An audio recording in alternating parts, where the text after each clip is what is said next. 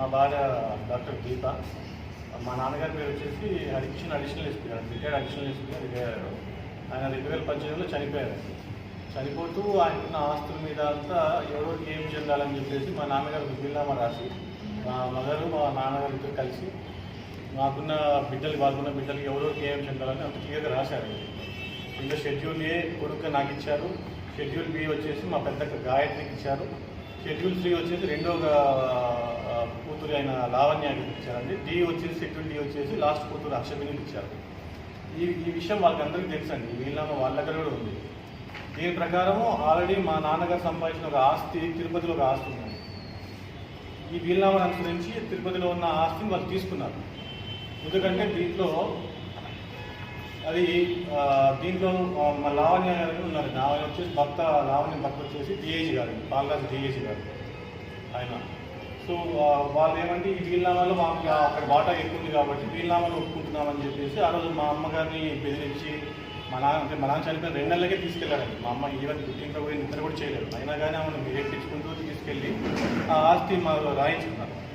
వీలునామా as per వీలునామాలో ఏ విధంగా అయితే ఎవరికి ఎలాంటి షేర్స్ వచ్చాయో ఆ షేర్స్ ప్రకారం గిఫ్ట్ డీడ్ చేయించుకున్నారండి. ఆ తర్వాత ఏం చేశారు,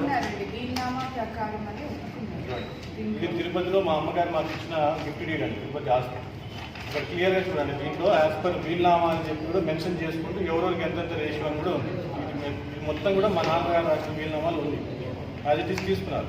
ఇదంతా అయిపోయిన తర్వాత ఇప్పుడు కొత్తగా ఏమంటే ఈ వీలు చెల్లదు, ఈ వీలునామా చెల్లదు కాబట్టి మాకు అన్నింటిలో సమాన హక్కులు కావాలి, నేను ఉంటున్న ఇంట్లో సహా అన్నీ అని చెప్పేసి నన్ను ఇప్పుడు ఒక 2 ఏళ్ళ నుంచి ఫుల్ హరాస్మెంట్ చేస్తున్నారు. సరే, నేను ఇంటి దూరం కోసం చాలా ఓపికతోనే ఉన్నాను. ఎందుకు మర్యాద బయటికి పోతే ఇంటి మర్యాద పోతుంది. మా నాన్న అందులోనూ పేరున్న వ్యక్తి, హరికృష్ణ అడిషనల్ ఎస్పీ గారు చాలా మంచి పేరున్న వ్యక్తి. ఆయన మర్యాద తీయకూడదు అని చెప్పి నేను చాలా ఓపికతో ఉన్నాను. ఎందుకంటే వాళ్ళందరూ పెద్ద పెద్ద ఆఫీసర్ భార్యలు. ఇప్పుడు మా పెద్దకి గాయత్రి ఉంది, ఆయన భార్య హస్బెండ్ వచ్చేసి వైస్ ప్రెసిడెంట్, ఆయన ఐఎఫ్ఎస్ ఆఫీసర్ అస్సాం. రెండో ఆమె లావణ్య, వాళ్ళ భర్త గారు వచ్చేసి జి పాలరాజు డిఐజీ గారు టెక్నికల్ సర్వీసెస్ విజయవాడ. థర్డ్ వచ్చేసి హర్షబిందు, వాళ్ళ హస్బెండ్ గౌతమ్ హైదరాబాద్లో, ఆయన ఒక బిజినెస్ మ్యాన్.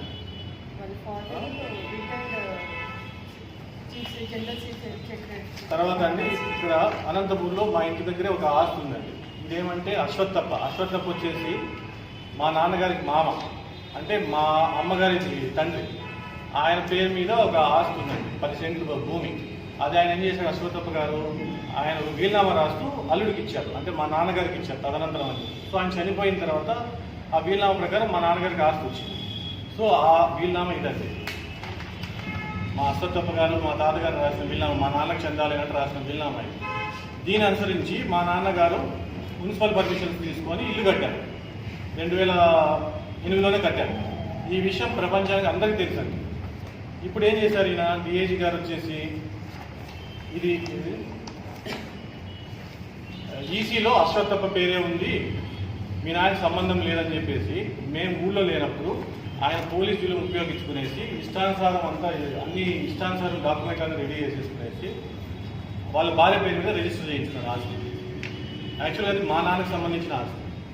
మా నాన్నకు సంబంధించిన ఆస్తి తెలిసి కూడా తనకు పోలీస్ ఆఫీసర్ అయి ఉండి నాకు పవర్ ఉంది, నేను ఏమైనా చేసుకుంటానని చెప్పేసి నేను ఊళ్ళో లేని రోజు ఇష్టానుసారంగా అంటే అశ్వత్థప్ప పిల్లలు ఎవరు, మా అమ్మగారైనా మా లక్ష్మీదేవి, తర్వాత లింగన్న అని చెప్పి కొడుకున్నారు.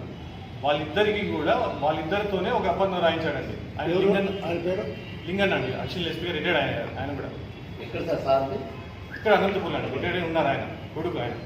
సో వీళ్ళు ఏం చేశారంటే, ఇది అశ్వత్థప్ప ఆస్తి కదా, ఈసీ తీసుకున్నప్పుడు అశ్వత్థప్ప ఉంది కాబట్టి నీకేం సంబంధం రా అని చెప్పేసి మమ్మల్ని అంతా బెదిరించేసి, ఆయన పాపం బాగాలేదండి, ఆరోగ్యం బాగాలేని వ్యక్తి పోయేసి ఒక అడిషనల్ ఎస్పీ ఎవరైనా సంతకం పెడతారు కానీ వేలుముద్దలు పెడతారండి. చూడండి, వేలుముద్దలు పెట్టించుకున్నాడు. ఆయన పెట్టలేని పరిస్థితిలో ఉన్నాడు. కొట్టి పోలీసులు చూపించి వేలుముద్దలు పెట్టించుకొని రాయించుకున్నాడు. రాయించుకోవడం ఎవరు పేరు ఇద్దరి మధ్య, తల్లి బిడ్డల మధ్య, అన్న చెల్లెల మధ్య బాగా పరిష్కారం చేయించాడు. అంటే అన్న వచ్చేసి చెల్లి నాకేం సంబంధం లేదు, నాకు 5 లక్షలు నువ్వు ఇచ్చావు చెల్లిగా, నాకు 5 లక్షలు తీసుకునేసి నేను చెల్లికి నీకు ఇచ్చేస్తానని చెప్పేసి చెల్లికి ఇచ్చేసాడు ఆస్తి మొత్తం. అంటే మా అమ్మగారు చెల్లి అండి. అదే రోజు మళ్ళీ ఇమీడియట్గా మా అమ్మగారు లావణ్యకి దానం చేసేసి డిఏజీ భార్య ఒకే రోజు. ఇవన్నీ ఎలా జరుగుతాయి చెప్పండి, అంత పోలీసు జులుం చేశాడు. ఆ రోజు ఏం చేశాడు, ఈయన ఒక డాక్టర్ సర్టిఫికేట్ పెట్టాడు. లింగన్న మా మామగారికి పక్షవాతం ఉంది, అసలు పక్షవాతం పేషెంటే కాదు, అయినా కానీ పక్షవాతం పేషెంట్ అని చెప్పేసి ఆయన ఒక డాక్టర్ సర్టిఫికేట్ తీసుకొచ్చేసి ఆయన సంతకం చేయలేదన్న పరిస్థితిలో ఉన్నందుకు నేను ముద్దని ఇచ్చుకుని రాయించేసి అయినా నేను నోరు మూసుకున్నాను ఇంటి మర్యాద కోసం వద్దులే వద్దులే అని చెప్పేసి అయిపోయిన తర్వాత ఒక 10 రోజుల క్రితం అండి ఇక్కడ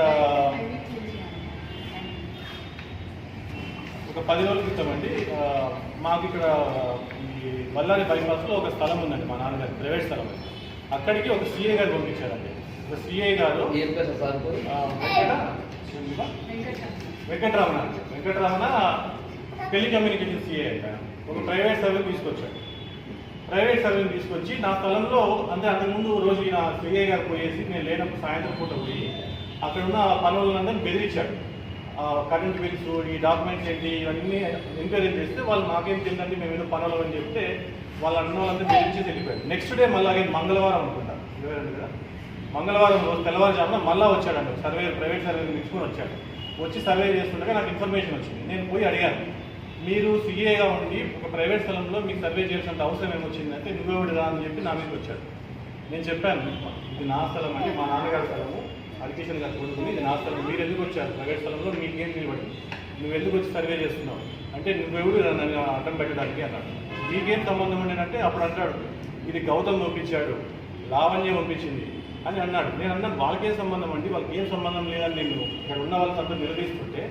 పెద్ద ఆఫీసర్ పంపించాడు ఇది డిఏజీ పంపించాడు ఇది ఆయన స్థలం నువ్వు ఏ హక్కుతో ఉండవు ఈ స్థలంలో ఖాళీ చేసుకుని పో ఇది ఆయన బిల్డింగ్ కట్టాలి దీంతో అని నా మీదకి ఎగిరాడు నన్ను బెదిరించాడు నువ్వెవడు చేయడానికి సీఏని అడ్డం పెడతావు నువ్వు అట్లయితే చెప్పండి ఒక సీఏ గారికి ఒక ప్రైవేట్ స్థలంలో సర్వే చేసినంత అవసరం ఏమొచ్చిందండి అయినా కానీ నేను ఇంటి మర్యాద కోసం గుమ్మనే ఉన్నాను ఇది జరిగిన తర్వాత మా అమ్మగారు ఏం చేస్తారు మా అమ్మగారికి అంత నేర్పించి నేనే సీఏ గారికి కొట్టానంట ఎక్కడన్నా ఒక మనిషి సీఏని కొడితే నేను ఇలా ఉంటానంటే నేను ఆ రోజు జైల్లో పెట్టరా ఇలా నా మీద పుకార్లు చెప్తారండి అన్నీ మా సిస్టర్స్ అంతా నా మీద పుకార్లు చేస్తాను సరే మర్యాద కోసం నేను ఓపికగా పట్టుకున్నాను అయిపోయింది నిన్న నేను కసాపురంకి వెళ్ళాను మా పిల్లలు గుండు కొట్టించాలని చెప్పేసి దైవం మొక్కుంటే పోయిన తర్వాత నాకు పెళ్లి వీళ్ళు వస్తున్నారు కూడా అందరూ మా అమ్మగారు కూతుర్లైన ముగ్గురు కూతుర్లు అంతా సడన్గా వచ్చి నువ్వు ఫస్ట్ వచ్చే నువ్వు కసాపురంలో ఏముందో అట్లా ఇట్లా నన్ను తెలిస్తే సరే అని నేను ఇంటికి వచ్చాను 7 ఆల్మోస్ట్ 6 అవుతాను ఇంటికి వచ్చిన తర్వాత మొత్తం మా మదర్ లక్ష్మీదేవి గారు పెద్ద కూతురు గాయత్రి రెండో కూతురు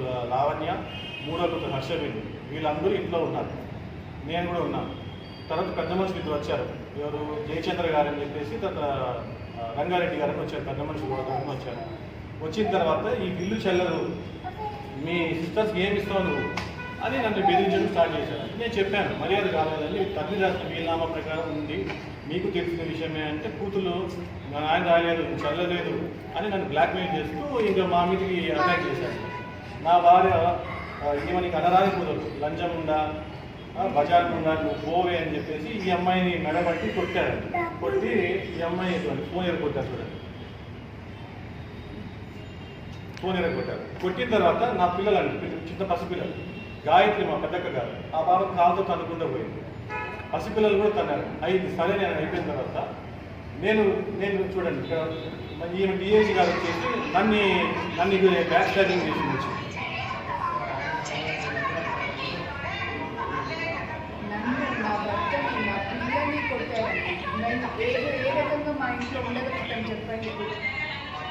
చూడండి లంజముండా ఆ రోజు పెద్ద మనుషులు మీకు ఉన్నారు కాబట్టి మేము ప్రాణాలతో బయటపడ్డామండి నిజం చెప్తున్నా లేకపోయింటే మా పరిస్థితి ఏంటంటే నా పిల్లలే కాదు చిన్న పిల్లలు నాకు బాగాలేదు నా వెనుకాల కొట్టుడానికి నొప్పి వస్తుందండి పరుగు ప్రదేశం మా మామయ్య గారు కోసమని ఇన్ని రోజులు ఎంత హరాస్ చేస్తున్నా చూసుకొని ఉన్నామండి. సార్ ఇంత జరుగుతున్నా మీరు పోలీస్ కంప్లైంట్ ఇవ్వలేదా? ఇష్యూ అయిందండి. ఇష్యూ అయిన తర్వాత డిఏజీ గారు వీళ్ళందరూ ఏమంటారంటే ఎందుకు వెళ్తారు ఆఫ్టర్ ఆల్ మేము పవర్లో ఉన్నాము నీ అంతు చూడకపోతే అవును సార్, యాజ్ పర్ లా ప్రకారము గిఫ్ట్ డీడ్ వన్స్ రాశారంటే ఎవరికి చెల్లదు. ఆ గిఫ్ట్ డీడ్ ఎవరికి రాస్తే వాళ్ళకే చెల్లుతుంది. ఆ బేస్ మీద మీరు ఎందుకు కోర్టులో కేసు ఫైల్ చేయలేదు? ఇప్పుడు ఏమైందంటే నేను ఇంటి మర్యాద కోసం నేను నోట్ మూసుకున్నాను. కరెక్టే సార్, ఇప్పుడు ఇంత జరుగుతుంది కాబట్టి గిఫ్ట్ డీడ్ ఎవరికి రాస్తే వాళ్ళకే చెల్లుతుంది, దాన్ని మార్చేయలేదు, వేరేది లేదు. ఆ ఇష్యూ మీద మీరు ఎందుకు కోర్టు కేసు ఫైల్ చేయలేదు? నేను చేయాలని డిసైడ్ అయ్యాను. ఎందుకంటే ఇన్ని రోజులు నేను ఇంటి మర్యాద కోసం వద్దు ఎందుకంటే వాళ్ళు పెద్ద పెద్ద ఆఫీసర్లు నేను మీడియా ముందు వీళ్ళంతా వచ్చారనుకోండి చెడిపోతారు, సంసారం వెళ్ళిపోతారని నేను ఒకటే ఓపిక పట్టాను. సరే వాళ్ళు ఏమైనా మార్పు వస్తారేమో చూసాము. కానీ నిన్న ఒకేసారి మమ్మల్ని వచ్చి కొట్టి ఆల్మోస్ట్ మేము చంపడం ఒకటి తక్కువ అండి, చంపుతాను నీ అంతు చూస్తారా అని చెప్పి మమ్మల్ని బెదిరించుకుంటా నేను ఏజ్ బాగాలేదు ఏం తింటాను నీ అంతు చూడకపోతే చూడు నీ కథ అని బాబు ఈమె ఆడబాప అండి, ఆడబాప నేను ముండా ముండా ముండా నోరిపితే లంచం ముండా ముండా ముండా క్రిమినల్ ఉండవి ఏమండి ఒక ఆఫీసర్ భార్యలో అలా మాట్లాడతారా? ఈమె ఒక డాక్టరు క్రిమినల్ వేరు లంచముండా బయటికి పో ఏం ఆస్తి తెచ్చావు నా ఇంటికి ఈ అమ్మ నీకు పెళ్ళి మాకు 10 ఏళ్ళు అవుతుంది పిల్లలు ఉంటారు ఏం ఆస్తి తెచ్చాను నాకు మా అమ్మ మీరందరూ మా ఆడపిల్లలంతా కలిసి ఈ బాబు నిలదీస్తాను మేము అప్పుడే ఈ బాబు భయపడిపోయేసి అన్నట్టు ఫోన్ చేసి పోలీసులు వచ్చారు వచ్చిన తర్వాత నేను అంత పరిగెత్తుకుంటూ వెళ్ళిపోయారు. సార్ సింపుల్ థింగ్ సార్, మీ నాన్నగారు వన్స్ రాసి చనిపోయారు కాబట్టి ఆయన రాసిన తర్వాత వీలునామా చేంజ్ చేసేకి లేదు. ఆ విధంగా మీరు లీగల్గా ఫైట్ చేస్తే ఎవరు ఏమి చేయలేరు. జాయింట్ వీల్ అండి, భార్యాభర్తలు రాసుకున్నారు. ఇప్పుడు ఏమంటే వాళ్ళు దేవన్ నుంచి దీన్ని ఏదో విధంగా చలనీయకుండా చేయాలి. అవును సార్, నేను కాదనటం లేదు. చనిపోయిన వ్యక్తి రాసిన వీలునామా మార్చడానికి వీలు లేదు యాజ్ పర్ లా ప్రకారం. మీరు ఆ బేస్ మీద ఎందుకు గట్టిగా చర్యలు తీసుకోలేకపోయారు? అంటే ఇంటి గుర్తు కదా అని చెప్పేసి నేను పెద్ద మనుషుల సమస్యలో మంత్రాలు జరుగుతూనే ఉన్నాయి. పెద్ద మనుషులు వస్తున్నారు, జరుగుతాన్ని చెబుతున్నారు, ఎందుకమ్మా వీలునామా ప్రకారం ఫోన్ చేయాలంటే వాళ్ళు ఒప్పుకోవట్లేదు. వాడి వాడికి ఎందుకు వాళ్ళు అవసరమే లేదు, మాకంతా అన్నింటిలో సమానత్వం, నేనున్న ఇంట్లో కూడా సమానత్వాలు కావాలంటారు. ఇప్పుడు మా అమ్మగారు మొన్నే నాకు ఇల్లు గిఫ్ట్ డీడ్ చేశారండి తల్లి, మనస్ఫూర్తిగా నాకు చేసిందండి తల్లి.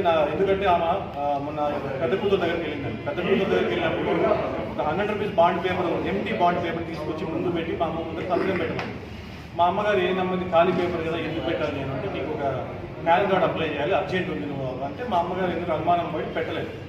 తర్వాత ఊరి నుంచి వచ్చిన తర్వాత మా అమ్మ నాకు ఈ విషయం చెప్పింది, ఇలా నేను పెద్దగా ఇలా చేస్తాను నాకు భయం వేస్తుంది, నేను ఎన్ని రోజులని ఎక్కడన్నా సంతకం పెట్టుకుని ఉన్నాను, ఈ వీలునామాలో ఈ ఇల్లు నీకే కదా ఉండేది, రాయించుకోనైనా అట్లీస్ట్ నేను ఉండగానే నీకు దానికి న్యాయం చెప్తాను ఇల్లు, ఎందుకంటే ఫస్ట్ డే నుంచి మీరు ఇల్లు మీద ఆశపడుతున్నారు కూతుళ్ళు అందరూ, కాబట్టి అట్లీస్ట్ నేను నీకు న్యాయం చేశాను, కొడుకు కొడుకు కదా అని చెప్పేసి నేను రాయించుకున్నాను.